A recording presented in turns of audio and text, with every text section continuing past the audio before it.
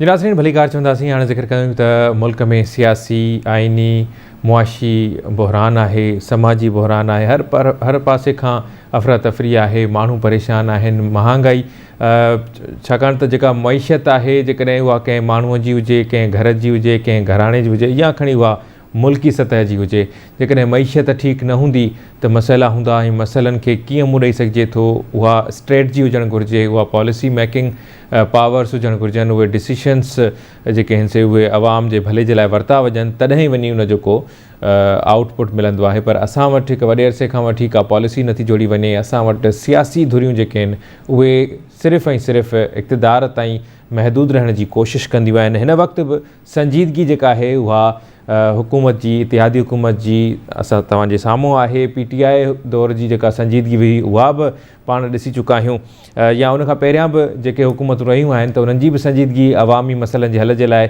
जेका रही आहे उहा कंहिंखां ॻुझी नाहे। महांगाई आहे, पेट्रोलियम शयुनि जे अघनि में हिकु भेरो ॿीहर वाध करण जी तयारी कई पई वञे। समरी तयारु कई वई आहे, मोकिली वई आहे। 13 रुपया 60 पैसा पेट्रोल ऐं GST बि उन ते 2 खां 5% लॻाइण जी जेका आहे सा तयारी कई पई वञे। के इलेक्ट्रिक जे वापेदारनि जे लाइ बिजली महांगी करण जी मंज़ूरी ॾिनी वई आहे। मुल्क में महांगाई आहे, अफ़रा तफ़री आहे, रूल ऑफ लॉ या रेट ऑफ लॉ जेका आहे उहा ॼण त उन जे लाइ चैलेंज बणियल आहे। असां राब्तो कयो आहे सीनियर सहाफ़ी आहिनि, तर्ज़ निगार आहिनि, आमिर वसीम साहब असांखे जॉइन कयो आहे।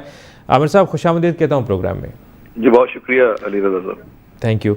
आमिर साहब, वही मामलात हैं जो अरसा दराज से चलते आ रहे हैं और आप और हम उस पर बात भी करते हैं, रिपोर्ट भी करते हैं, और नाजरीन और आवाम जो हैं वो पढ़ते भी हैं, सुनते भी हैं। मसाइल जो हैं वही हैं। अगर हम 50 साल 30 साल पहले का कोई क्लिप उठा लें, कोई ड्रामा, कोई स्क्रिप्ट, कोई कहानी उठा लें, तो वही इश्यूज़ हैं जो आज हैं। इश्यूज़ ख़त्म होने का नाम नहीं ले रहे हैं। उसकी क्या वजह है कि आज भी हम वही बात करते हैं कि आखिर क्या होगा? महंगाई है, सियासी बहरान है, सियासी अदम इस्तेहकाम की वजह से जो मईशत है उसका बेड़ा गर्क किया हुआ है। तो होगा क्या? मजमूई सूरत हाल पर भी बात करेंगे, लेकिन आप इस चीज़ को कैसे देखते हैं कि मसाइल का हल 1 साल, 2 साल, 5 साल, 10 साल, कोई तो टारगेटेड पीरियड होना चाहिए कि कोई मुल्क जो है अपनी पॉलिसी बनाए, पॉलिसी साज इदारे मौजूद हैं। तो इस चीज़ को कैसे देखते हैं आमिर साहब? देखें, आपने जितनी भी बैकग्राउंड में आपने सारी इन्फॉर्मेशन दी है और उसमें आपने खुद एक लफ्ज़ इस्तेमाल किया है सियासी अदम इस्तेहकाम का, तो यही एक सबसे बड़ी रीज़न है हमारे मुल्क में जो इस वक्त मसाइल हैं उसके हवाले से। और जब हम सियासी अदम इस्तेहकाम की बात करते हैं तो जाहिर है फिर उसमें पार्लियामेंट और आइन पर अमल दरामद की बात भी आ जाती है। तो ये जो आपने 50 साल और 70 साल और 30 साल की जो बात की है, इसका सबसे बड़ा मसला यही है कि हमने माजी में कभी भी आइन को वो अहमियत नहीं दी जो कि देनी चाहिए, पार्लियामेंट को वो मकाम नहीं दिया जो उसको मिलना चाहिए। और अब इसमें ये एक अलग बहस है कि इसका कौन जिम्मेदार है। सियासतदान भी हैं और इसके अलावा एस्टैब्लिशमेंट की तरफ भी उंगलियां उठती हैं और जुडिशरी को भी आजकल बड़ा निशाना बनाया जा रहा है। लेकिन मैं समझता हूँ कि मजमूई तौर पर हम सारे इसके जिम्मेदार हैं, क्योंकि किसी भी इदारे ने अपने डोमेन में रहकर आज तक कभी काम नहीं किया और हम हमेशा इनफरादियत पर गए हैं, अफराद के पीछे गए हैं। इस मुल्क के अंदर जो सियासी जमातें हैं वो भी आपको मालूम है अफराद पर और चंद खानदानों पर चल रही हैं। यही हाल हमने सुप्रीम कोर्ट का देखा है। जब कोई जज आ जाता है वो थोड़ा सा प्रोएक्टिव होता है तो सुप्रीम कोर्ट हमें एक्टिव नजर आ जाती है। और इसी तरीके से मिलिट्री का भी यही हम देख रहे हैं। अब वो कहते हैं कि हम न्यूट्रल हैं, तो बज़ाहिर तो लग रहा है क्योंकि फ्रंट पे नजर नहीं आ रहे, लेकिन हमारे मुल्क में जो 70 साल जब तक होता है उसमें तमाम इदारे जो हैं वो बराबर के जिम्मेदार हैं। और सबसे ज्यादा जो अफसोस की बात है इसमें अली रजा साहब वो ये है कि जिस तरह आपने कहा कि फ्यूचर में भी हमें कोई इतनी उम्मीद नजर नहीं आ रही, क्योंकि हमारे जितने भी ये किरदार हैं, जितने भी ये लोग हैं, इन्होंने अभी तक कोई ऐसा नजर नहीं आ रहा कि इन्होंने अपनी गलतियों से कुछ सीखा हो। और हम वही अपनी जो माजी की मिस्टेक्स हैं उनको हम रिपीट किए जा रहे हैं। और हमारा क्योंकि माइंडसेट भी डेमोक्रेटिक नहीं है, हम एक दूसरे की जो है फतह को भी बर्दाश्त नहीं करते, शिकस्त को भी बर्दाश्त नहीं करते।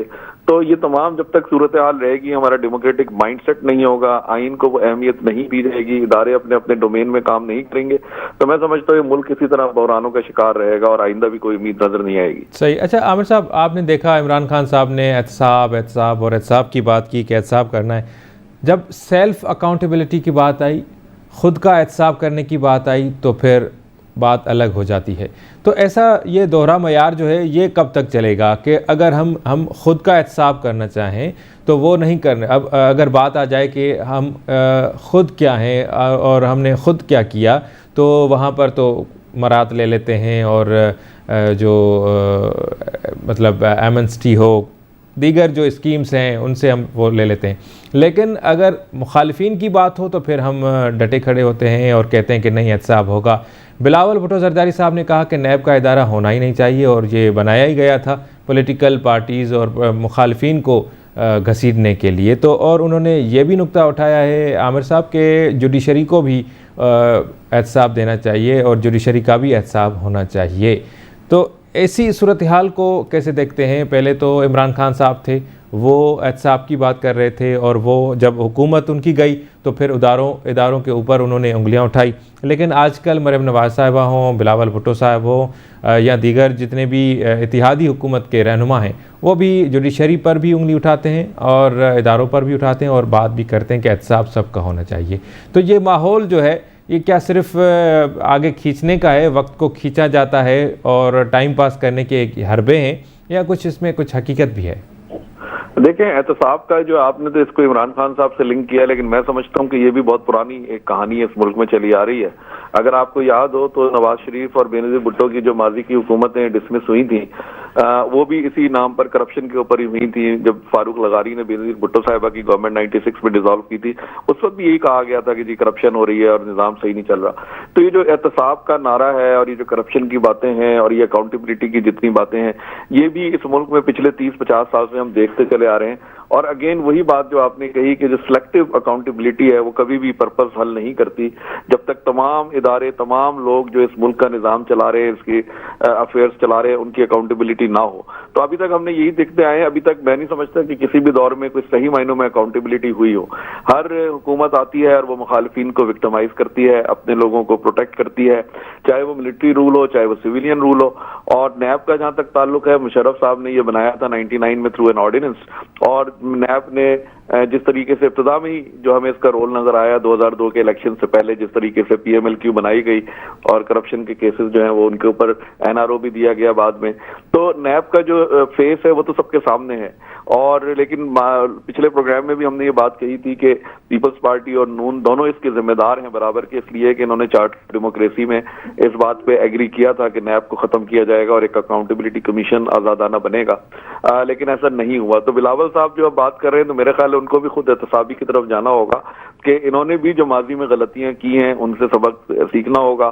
اور ابھی بھی وقت ہے. اگر ہماری یہ دونوں جماعتیں جو بڑی جماعتیں ہیں اس میں کوئی شک کی بات نہیں ہے کہ پیپلز پارٹی اور نون لیگ اس وقت ملک کی بڑی جماعتیں ہیں، تو اگر یہ ابھی بھی چارٹر آف ڈیموکریسی پہ صحیح معنوں میں عمل کریں اور اکاؤنٹیبلٹی کی طرف آئیں تو میں سمجھتا ہوں کافی مسئلہ حل ہو سکتا ہے. اور اس میں تمام اسٹیک ہولڈرز جو ہے، اس میں جوڈیشری ہے، اس میں جنرلز ہیں، اس میں جرنلسٹ ہیں، اس میں بزنس مین ہیں، اس میں سیاستدان ہیں، اس میں تمام لوگوں کی اکاؤنٹیبلٹی اکراس دا بورڈ جب تک نہیں ہوگی اکاؤنٹیبلٹی کا رزلٹ آپ کو نہیں ملے گا. صحیح. آخری سوال ہے عامر صاحب، عمران خان صاحب کے لیے آج ناقابل ضمانت گرفتاری وارنٹ جاری کیے گئے ہیں توشہ خانہ کیس میں اور دیگر 2 کیس جو ہیں ان میں ضمانت مل گئی ہے.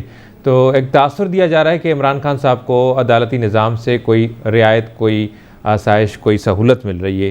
تو جب سسٹم ایسے کرے اور جب سسٹم کے اوپر انگلیاں تو اٹھیں گی، تو آپ کو کیا لگتا ہے کیا واقعی یہ حقیقت ہے کہ کسی ایک کو ہر دور میں رعایت دی جاتی ہے سسٹم کی طرف سے اور جو ریٹ آف لا ہے وہ چیلنج ہو جاتی ہے پھر اور ریٹ آف لا رہتی نہیں ہے؟ تو ایسی صورتحال کو کیسے ہم ڈیفینڈ کر سکتے ہیں؟ جی بالکل، یہ بھی ایک جو ہمارا جو اوور آل نظام کا جو ایک انحطاط ہے، جو ڈکلائن ہے، اسی کی طرف ایک اشارہ ہے. اور خان صاحب کے اوپر جتنے بھی کیسز ہیں، ویسے تو ماضی میں بھی جو کیسز بنے ہیں پولیٹیکل بیسس پہ بھی کچھ کیسز بنے ہیں، اور لیکن ہم نے دیکھا ہے کہ جوڈیشری بھی اسی وقت پرو ایکٹیو ہوتی ہے کہ جب کہیں سے اشارہ ملتا ہے تو ہم نے دیکھا کہ یہاں پر ڈے ٹو ڈے بیسس پہ ہیئرنگز بھی چلتی رہی. پاناما کیس جس طریقے سے ایکسپیڈائٹ کیا گیا اور اس کا فیصلہ آیا، تو یہ ہمیشہ سے رہا ہے. اور اس وقت بھی خان صاحب کو جس طریقے سے ٹریٹمنٹ مل رہا ہے عدلیہ کی طرف سے، تو اس پر واقعی ایک سوالیہ نشان تو ہے کہ جس طریقے سے آپ کو یاد ہوگا پچھلے ہفتے بھی عدالت ان کا انتظار کرتی رہی، ان کو وقت دیتی ہے اور وہ اپنی مرضی سے وہاں پر آئے.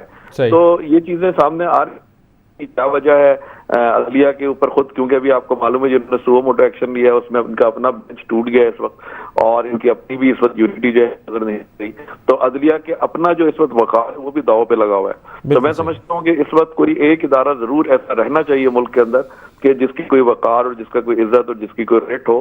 اگر خدا نہ خواستہ عدلیہ بھی اپنا مقام کھو دے گی، اور عدلیہ کے بارے میں بھی جس طرح سے اس وقت عام تاثر ہے یا باتیں کی جا رہی ہے، اگر خدا نہ خواستہ یہ بھی بریک ڈاؤن ہو گیا تو پھر اس ملک میں جو کرائسس ہوگا وہ میں سمجھتا ہوں کہ وہ سنبھلنے والا نہیں ہوگا. بہت شکریہ عامر وسیم صاحب، آپ نے ہمیں ٹائم دیا. ناظرین، پروگرام جاری ہے، اٹھوں بریک.